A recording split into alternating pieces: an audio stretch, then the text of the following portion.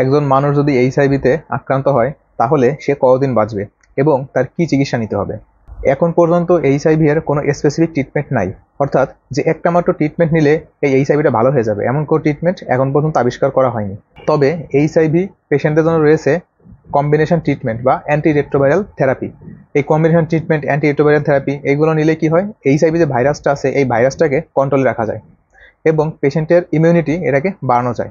ফলে এইচআইভিতে আক্রান্ত পেশেন্টের এইডসের পর্যায়ে যাওয়ার সম্ভাবনাটা অনেক ক্ষেত্রেই কমে যায়। এইচআইভিতে আক্রান্ত পেশেন্ট কতদিন বাঁচে? এইচআইভিতে আক্রান্ত হওয়ার প্রাথমিক পর্যায়ে যদি এই ট্রিটমেন্টগুলো শুরু করে দেওয়া হয় তাহলে একজন স্বাভাবিক মানুষ যতদিন বাঁচে এইচআইভিতে আক্রান্ত মানুষও ততদিন বাঁচতে পারে।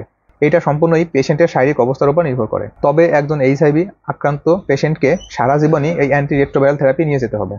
বিশ্বের বিভিন্ন উন্নত দেশ চেষ্টা করছে এই এইচআইভির বিরুদ্ধে ভ্যাকসিন তৈরি করার। কিছু বছরের মধ্যেই হয়তো এই এইচআইভির বিরুদ্ধে ভ্যাকসিনও চলে আসবে। তাই এইচআইভি মানেই মৃত্যু না, সঠিক সময়ে সঠিক চিকিৎসা নিলে স্বাভাবিকভাবেই জীবনযাপন করা সম্ভব।